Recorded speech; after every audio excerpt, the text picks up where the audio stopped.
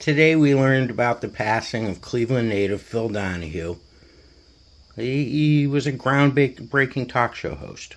Everybody watched Phil Donahue. And before the talk shows turned into the schlock that they did, which led to him retiring, he was a go-to guy. So much so that when Murphy Brown was brand new, the entire cast was on his show. And to tell you how weird we are in right now, you search Google for this, it doesn't even list it anywhere. Can't find episode guides for Donahue that are complete. It's pretty pathetic that this 8 tape,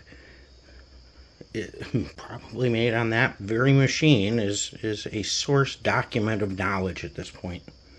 What kind of sick world are we living in that I am like... The kids in junior high used to call me Dictionary because I was, had a good trivia mind and all that good junk.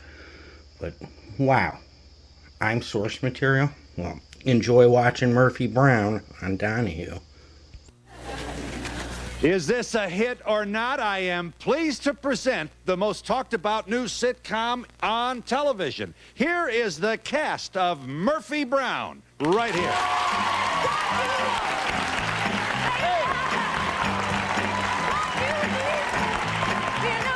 Crazy about you.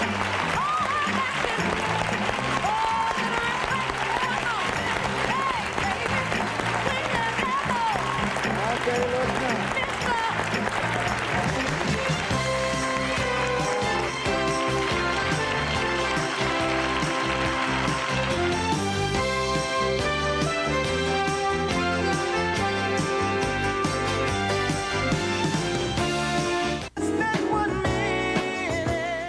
How about this? I'll tell you, we're looking for good news. Candace Bergen is not only well married to a famous filmmaker, Louis Malle, but she also has her own gorgeous 3-year-old daughter and a hit series. I'm telling you, this is a nice place to be. Ain't it? And you read this script on an airplane and got so excited you made your first airphone call. You know who was on the airplane? Marlowe. Probably trying to get the script from him, maybe. You did get excited about this. Is that the same flight on which you read your first, this was your first look at Murphy Brown? That was my first look at Murphy Brown, and I made my first phone call from an airplane because I just thought it was fabulous. Lots of other people think so as well. And look at this talented troupe of players with you. Oh, yes. Oh. Yes.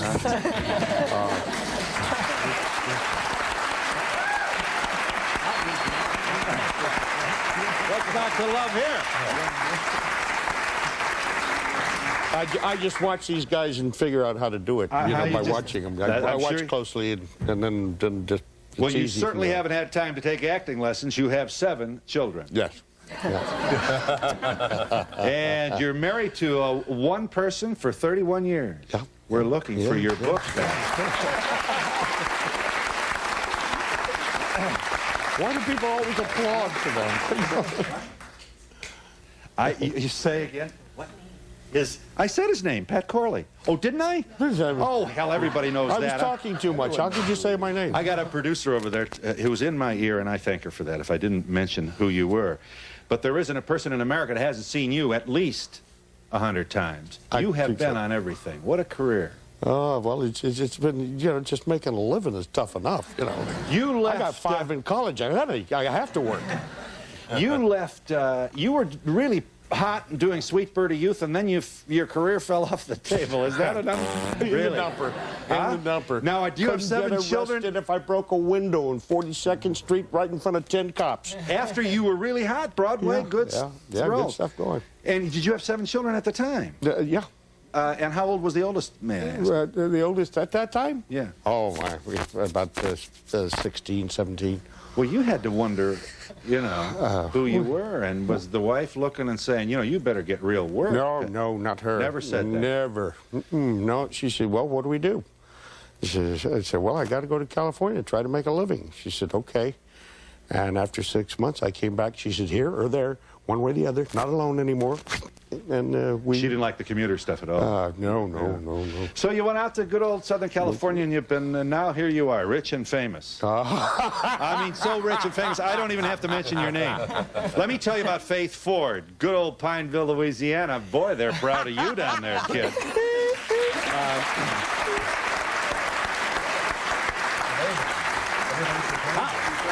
Just tell them what soaps you've been on. Oh, well, I started out on One Life to Live. Well, I kind of started. I was on for 9 episodes, and then, well, I don't know what happened after that. And then I was on Another World, and they killed me, and then that was that. And there you... Your mom, actually, did your mom enter you in the teen magazine model look? Yes, she did. She made me take pictures by a lake. And, well, it was really weird because she made me wear heels and hose and like a really nice dress because she thought it would be a nice mood, you know, effect. Right.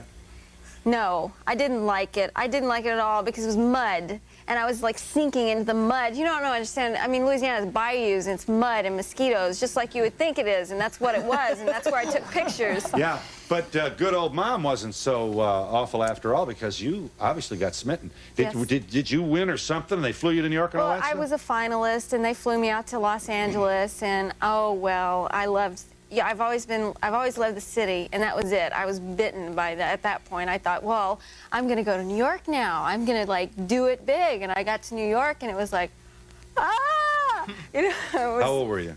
17. You weren't alone, though. No, I was alone. I didn't know anybody. I didn't know anybody when I came here at all. I was just... moved here alone. I mean, but I was in a modeling agency. Yeah. I wasn't as bad as you think because I No, I didn't suggest you were bad. I just. What a nice thing, though, and what a wonderful vehicle to land in if you're a working person. I've come a long way. I guess it's been how many years? 17. I can't just say how old I am, can I? 6 years. 6 years now. And this is where I am. Oh, well, good, you haven't told us. Joe Regalbuto, where are you from, Joe? Well, I was born in Brooklyn, and...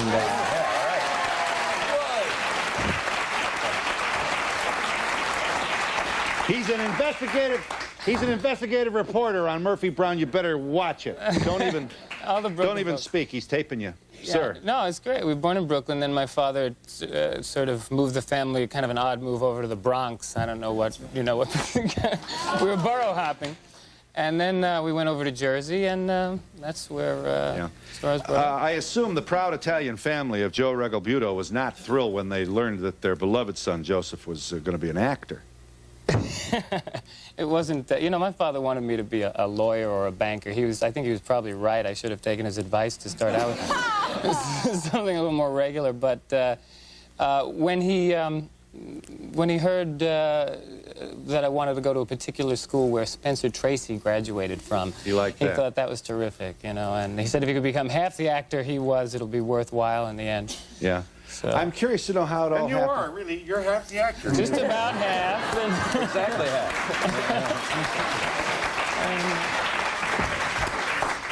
What do you say to a guy with 7 kids? That's right. You saw a high school Brigadoon thing, and that was boom. Yeah, well, I was up in the balcony, and I thought this was just the coolest thing. But of course, my friends were sitting there, and if you admitted to wanting to be an actor or liking that, you would have gotten your arm broken. You'd have been in a lot of trouble. So you spent a long time kind of concealing this. Quietly held, a couple of hours, and then I went and later decided I had to do it. Charles Kimbrough joined us. You're Jim Dial, your stuffy co-anchor, it says here, Jim. Yes, that's right.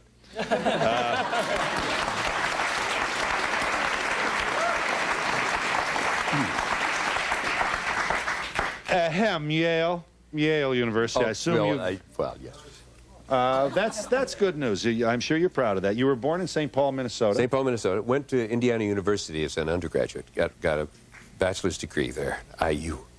Then I went to Yale Drama School, and I got a master's as a director, and I haven't directed since.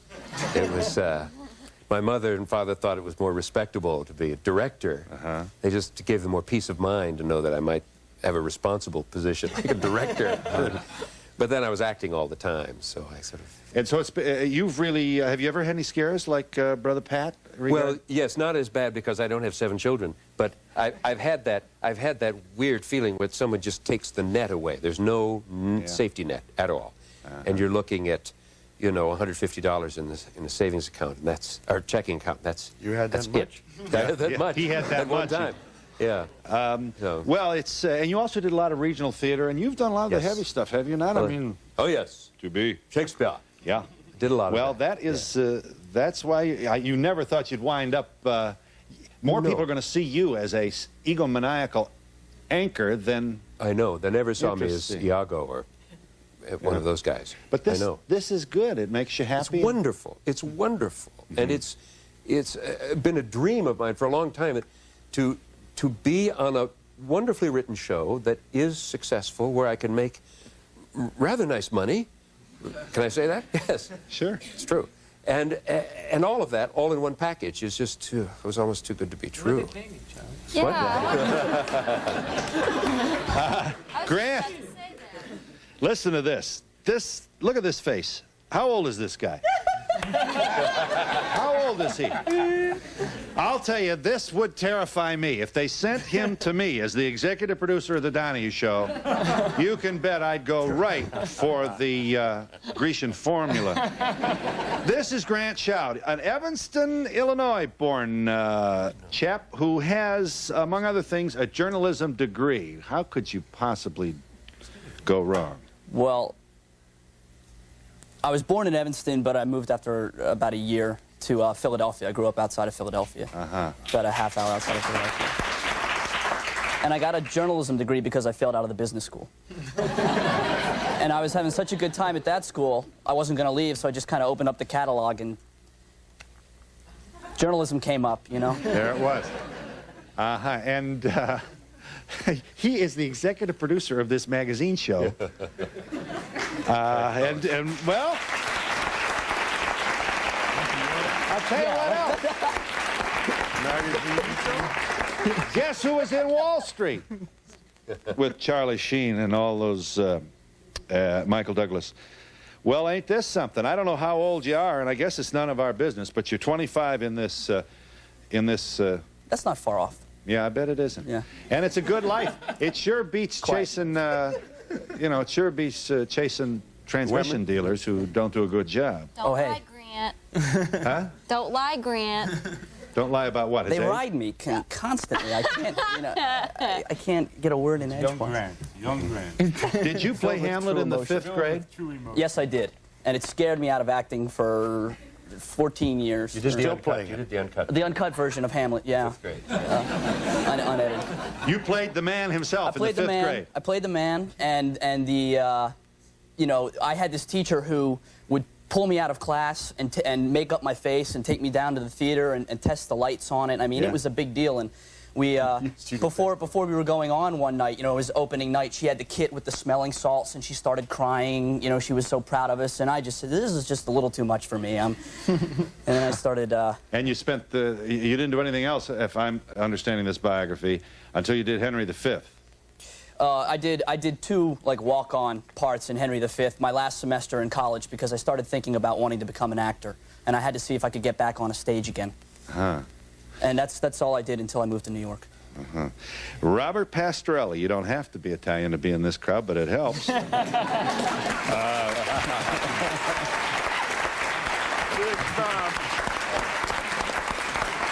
an interesting one. Guess who was sent to reform school? Don't laugh. You know, you never know. Pretend like we don't know this. No, that's all wrong. See, they asked for a character description of my character, Eldon. I was an altar boy. Why do you choose me to torment? So what about young Grant? You started theater was first came to you when you were a member of this school, however you want to describe it. You want to tell us about that? This is no bad story, I don't think, unless it isn't true. No, it's Eldon was. That's Eldon's story. That was Eldon's story. They have it all mixed up. See, it's all mixed up. You're doing good, Bob. You're doing good. Either you gotta answer the question, or you get somebody else to write your biography. That's right. That's right. So the New York Academy of Arts. I went right from Jersey to the New York Academy of Arts, of Dramatic Arts, and then from there I went with Lee Strasberg's group at the studio, and me and Lee didn't quite get along very well. We had different ideas. What, you were not disciplined, or what? Well, maybe. Well, he said you had to do 5 years of drama before you could do comedy. And the first thing I did there was Hatful of Rain, and I don't know how, but I turned it into a comedy. And so then there was a teacher there, Michael Schulman, who I then went with him, and the rest is history. Yeah, the rest is history. And here you are, wealthy. No worries in the world? Well, a little bit. I worry about people asking about reform school. I see that. Are you there? I had a home run going here till we got to Robert. Are you there going? Caller, go ahead. Yeah, I'd just like to say that I absolutely love Murphy Brown, and I am so glad that they finally portray somebody, a woman being aggressive. Because I worked as a cocktail waitress, and let me tell you, I love the show, and I always think of her. Every time the guys give me a hard time, I stick it back to them. I love the way she does it. Can you see your TV set? Yes, I can. Well, here is Candace. Okay. She can't. Now, wait a minute. I want to set this up. You may have seen the episode. She can't get in. She wants to get in the all-male club, Washington, D.C. Being the proud woman she is, here's the strategy. Murphy, you know the Dumfries Club is for men only. And they have great dinners with great guests, and I don't get to go for one reason and one reason only, and it has to do with something you've got and I don't. A tiny, pathetic, little Y chromosome.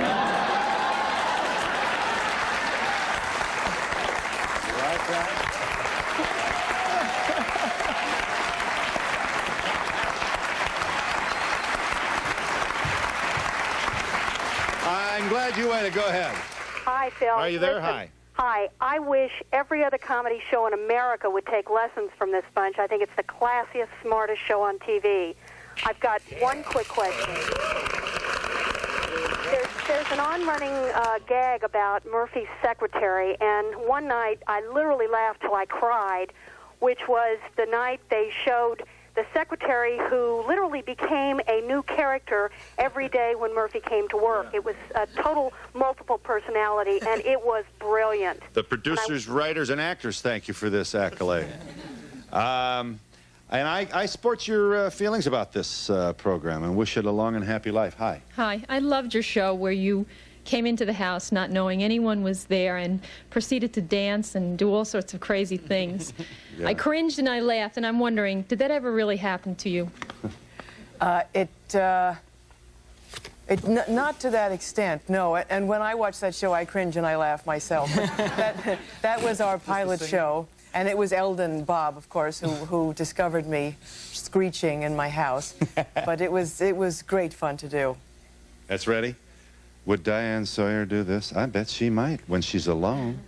And maybe Barbara, too. In fact, Diane said that she thought people had taken it from her life because Diane dances a lot to Motown. Watch this. This is the highly regarded and, of course, ever cool and ever present Murphy Brown at home thinking she's alone. Roll the tape. They liked it. We're in New York City with the cast of Murphy Brown, and we'll be back in just a moment.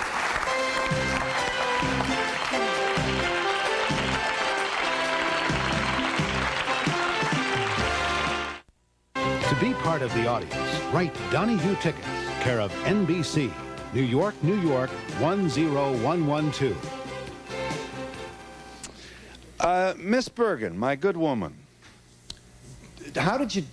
now this is... Let's talk about... You did Carnal Knowledge.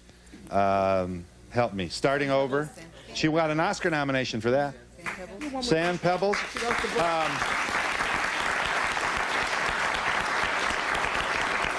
Gandhi? Holy cow. Did you have your baby during all this, or what?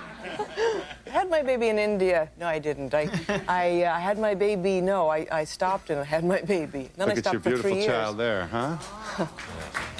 So tell me about this, Mom. Just briefly, I mean, what was the, and when did you go to work, and how old was the baby and all that stuff? Did you lie down for the delivery? We want to know those things.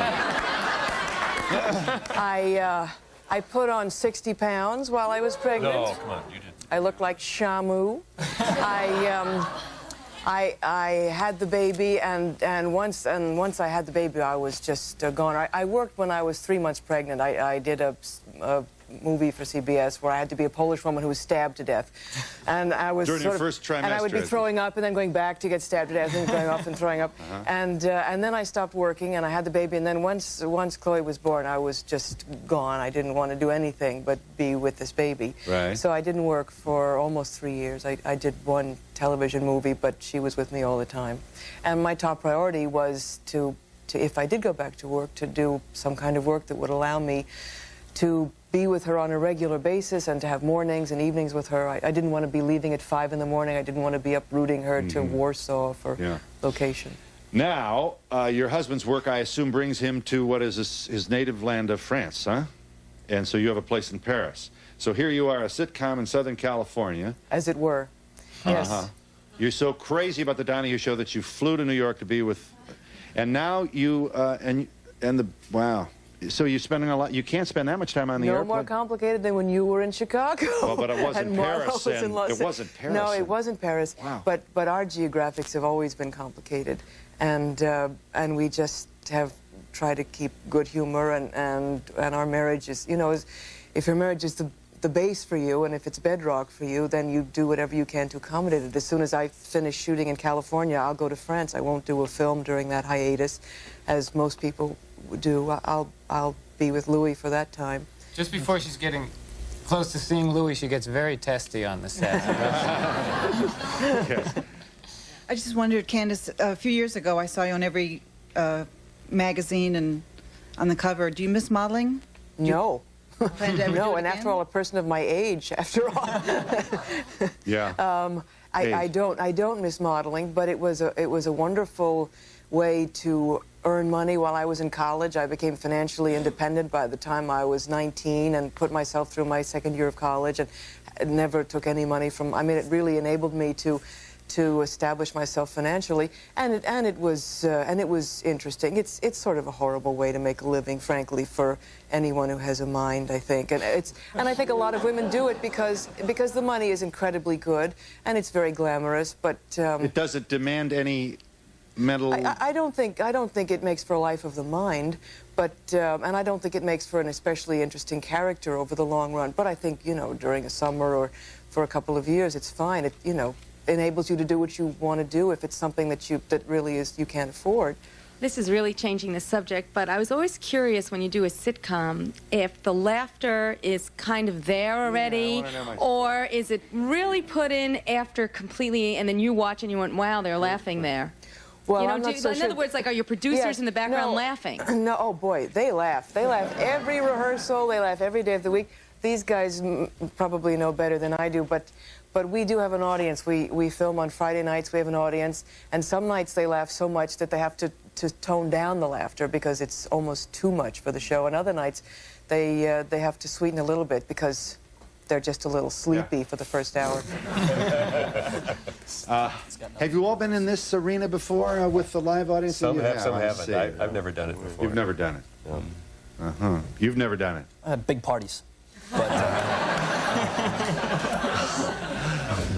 you do one show? Do you tape one show or 2 shows in front of an audience? One show. One show.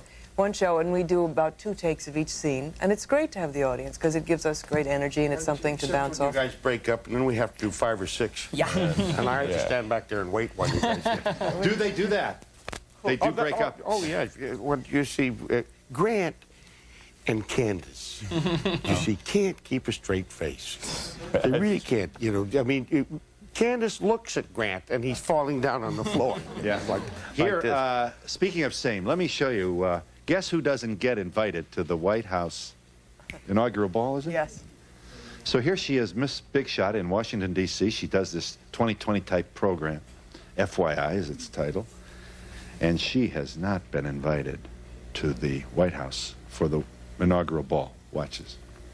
That is funny.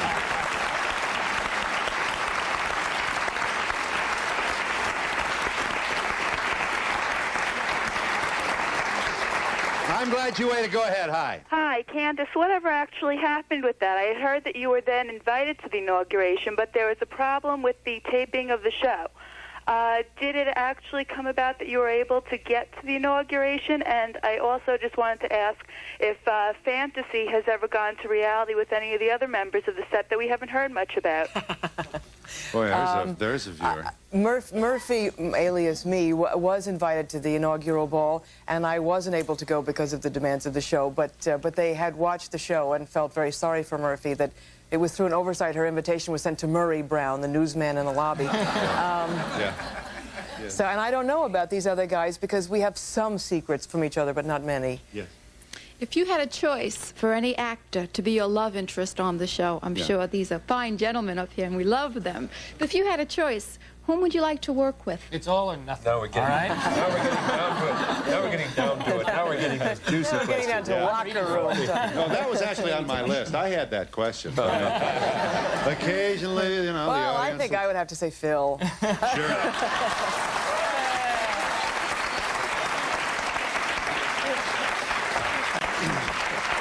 In all deference to Marlowe, of course.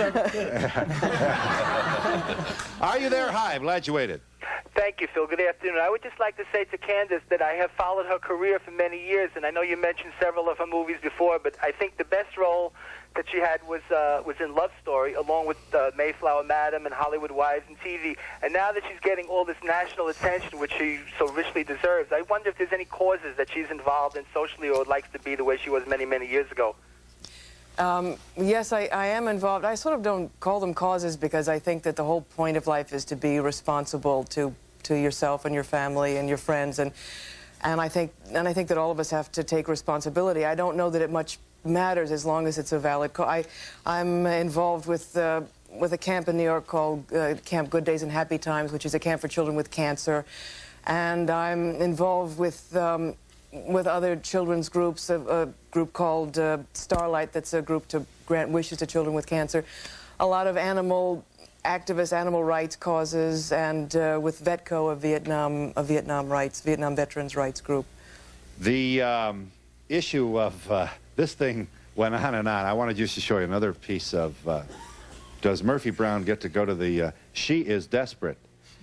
She can't, she's not going. I mean, that's like Barbara Walters not going. So what's going on here? Listen to this, the strategy continues. Show them.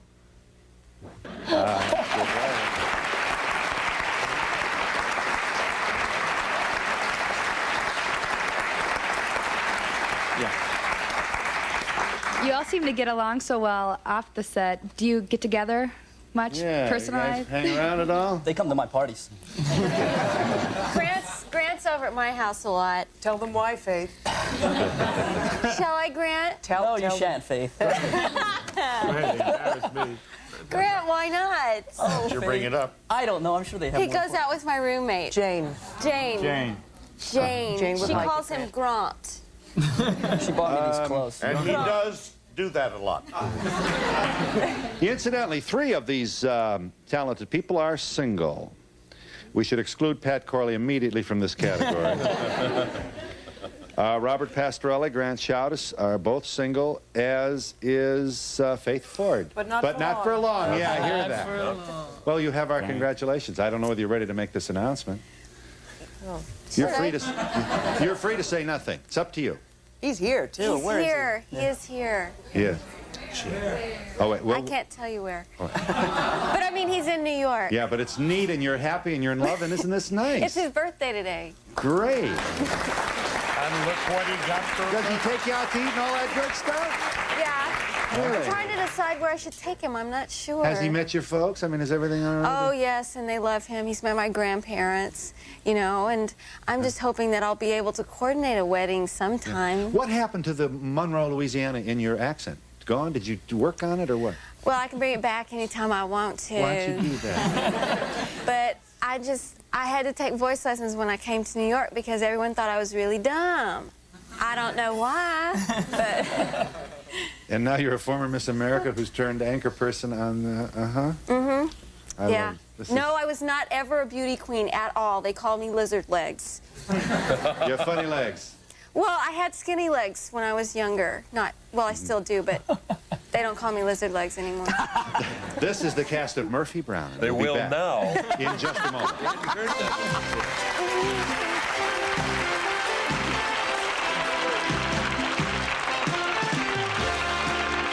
Still strong. Ooh, baby. Yes, ma'am. Yeah. This is for Faith. I love watching this show, but I also like One Life to Live. What character did you play? I played a character named Muffy Critchlow. And I'd never done it. So I mean, here I was, you know, fresh from Louisiana. They said, "Can you do a New England lockjaw?" I said, "What?" And they said, "Well, you know, like this." I said, "Oh, you mean like Mrs. Howell on Gilligan's Island?" I said, "Well, you just should have said that." This is for Candace Bergen. I know that some actors just stay in movies and some just stay in TV. Is there any difference, or is there any problems that correlate with that? No, you know, I think there used to be. I think there used to be a real caste system between actors in television and actors in film, and film being the infinitely superior class. But I don't think that's true anymore. I thought there was a possibility people in film might not speak to me, or I'd have to sit in a different section of the dining room. But no, I've been able to actually mingle with film people since I started the series. And if you're in a successful series, that also helps a lot. You're all, I assume, have had other occasions in your career where you had to be worried about numbers, ratings, and so on. Do the people who manage Murphy Brown, that is to say producers, insulate you from this kind of pressure? Are you kidding? No. We all come in the first thing Tuesday morning. What were the numbers? Yeah.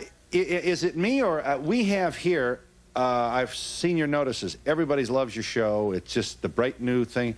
And you are doing well, we should say. Yes. You should say that. Now, this will be very gentle. Don't get crazy. It is not doing as well as we would expect. This enthusiasm, this wonderful reception, the fact that calls, everybody loves the writing, etc. Is that because of the nature of the network situation today, where CBS has now got to fight back, not unlike ABC and NBC did earlier? I'm asking. I don't know. Do you know what I'm saying? Sir. Eldon's only in one scene. That's what happened. That threw it all. They threw it all off. I thought it was because we hadn't been on Donahue yet. Yeah.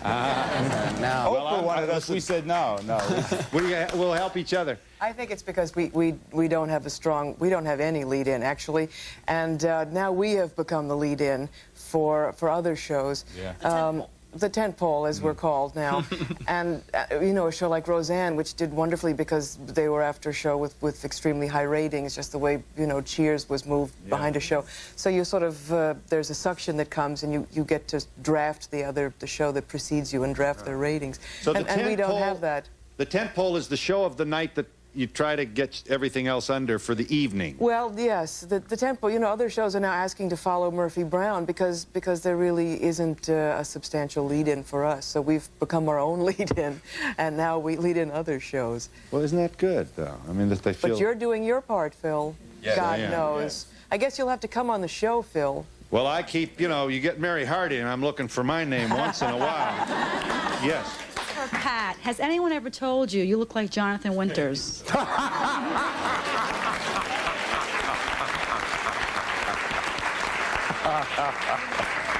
Oh, you must have. Yes. John has a hard time going down the street. Everybody yells, "Hey, Pat, how are you over there? What are you doing? How are the kids?" Yeah. Hi, this is for Faith. I'm amazed at 17 to come to the big city. What did you do? I mean, that was a pretty strong, determined young lady. What did you do to get started there? My parents came here, and they stayed with me for 2 weeks and got me set up with a place to live. And then from there, I just took it, you know, and started meeting people immediately. Turned on my Southern charm and hospitality. I failed a lot, but I made a couple of friends that I'm still friends with now, you know. Sir. Hi, I'm from Nashville, Tennessee. This is to Candace. What advice would you give the young and upcoming artists today? Oh, boy, you know, I started when you weren't even born, you see. So, and I had this, I don't really... Well, first of all, I would study, and I would get an alternate craft. I would get a craft where there's sort of a steady, regular future.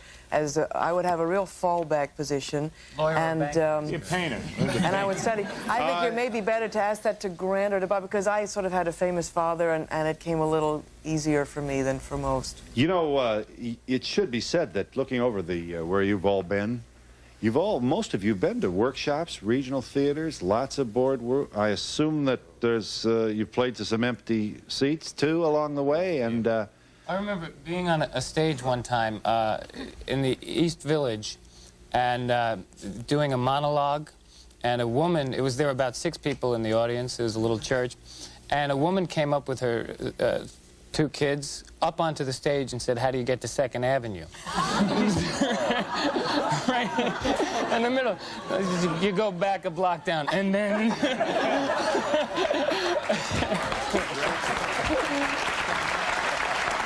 It's the truth. I'm not kidding. This is a question for all the guys. Do you believe in women's lib? Sure. We have no choice. Sure. No. I don't know what that is. Yes. This is a question for Candace. I saw you in Hurly Burly, and I was wondering if you'd like to do another Broadway show. I sort of wouldn't.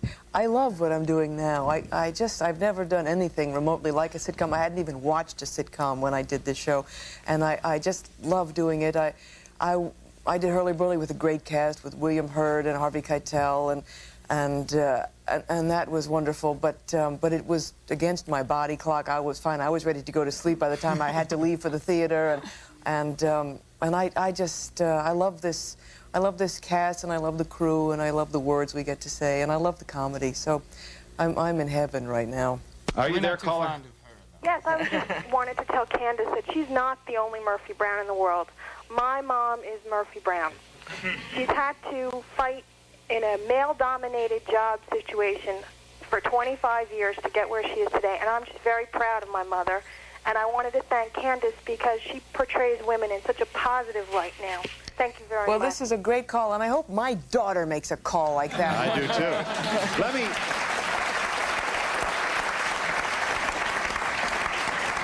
too. We're still waiting for Murphy's invitation to the White House, to the inaugural ball. Watch this. She's panicked.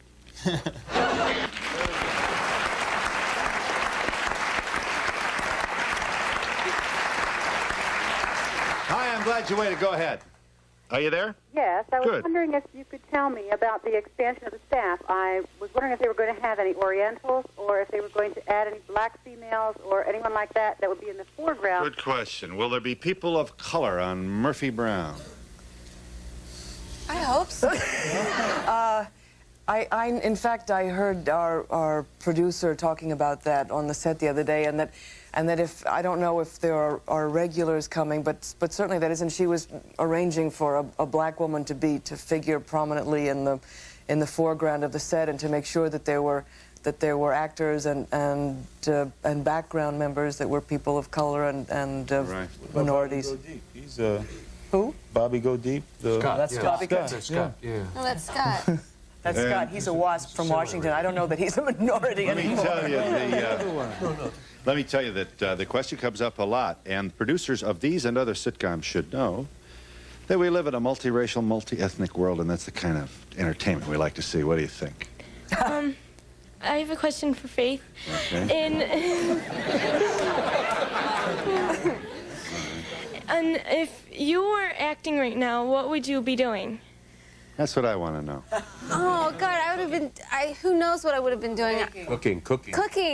No.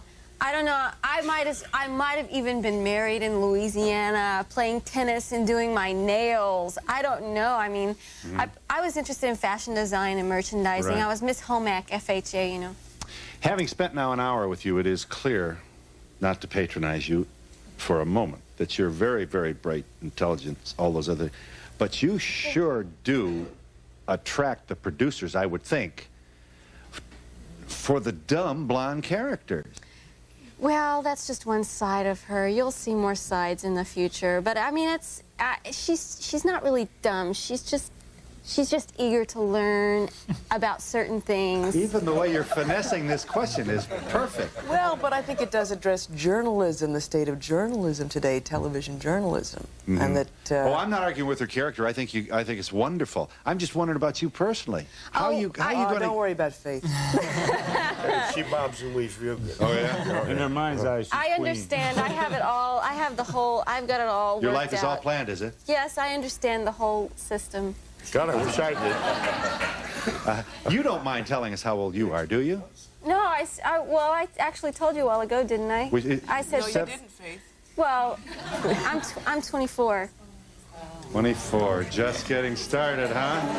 And we'll be back in just a moment.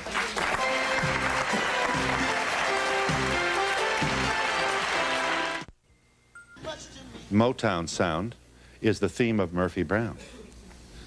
Are you there? Hi, I'm glad you waited. Yes, hi. I just wanted to say that That what? that I really like the show. I think it's wonderful, and I'm wondering if anyone has compared the show before to the Mary Tyler Moore Show. I think it's like the Mary Tyler Moore Show of the 1990s. It's a terrific show. You're probably flattered by the comparison. It is a flattering comparison, and it has been made before, and thank you. They weren't crazy about you as Murphy Brown to begin with, were they? Do I understand this? They wondered whether you were going to be enough? I don't know. The reviews were pretty good. In fact, I'm not talking about after you did the role. I mean, when the first consideration. Oh, them. Oh, Yeah. them. Yeah. Oh, that them. Oh, no, they weren't. No, they weren't. But I understand that because nobody expects that side of me except my friends. Let me just finish this. Is she going to the ball or not? She finally takes it to your friendly neighborhood bartender, bar owner. Watch this. Murphy Brown.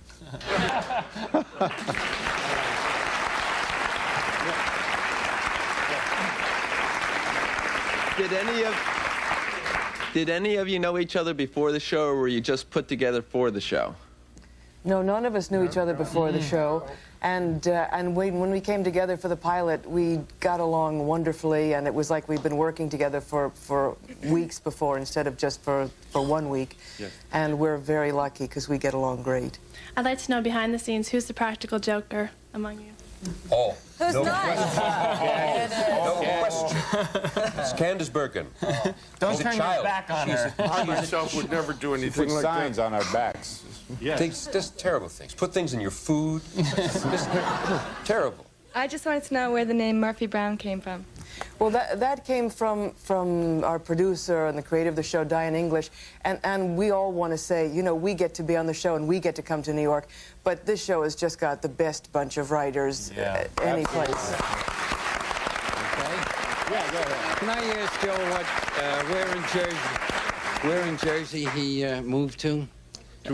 New Milford. New Milford. Yeah. New Milford. It's in Bergen County. Okay. Yeah. Yes. Hi, I'd like to ask Joe, first, where in Brooklyn were you originally from, and what else have you starred in? Because I've recognized your face, but I can't remember what shows I've seen you in. I was born in Bay Ridge, and it's, you know, I swear they're not my relatives, I swear. It's one of those things, you know, usually when I tell people what I've been in, they go, no, it wasn't that, and I go, no, it wasn't that, no. So I have a resume in the back, and I'm going to give a couple of different things. Are you there, caller? I'm almost out of time. I'm here. Yeah, go ahead. I want to say hi to Joe Regalbuto and tell him that he's doing his best work now since he did Lassiter. And I want to ask him if, well, anyway, I remember him from Catholic school, from St. Joseph's Elementary School in the first grade. Oh. Wait! What was your name? For a transcript of today's show, send $3 to Donahue Transcripts, 267 Broadway, New York, New York, 1007, or call 212-227-READ. Services provided and promotion. Thanks for watching Cleveland Live Music. It's awfully bright out here. I'd click on another one of my videos. Quit looking into the sun. Your mother told you not to do that. Please hit the subscribe button. And if you want to support the channel more, there's GoFundMe and Patreon information in the video descriptions. Ooh, ooh!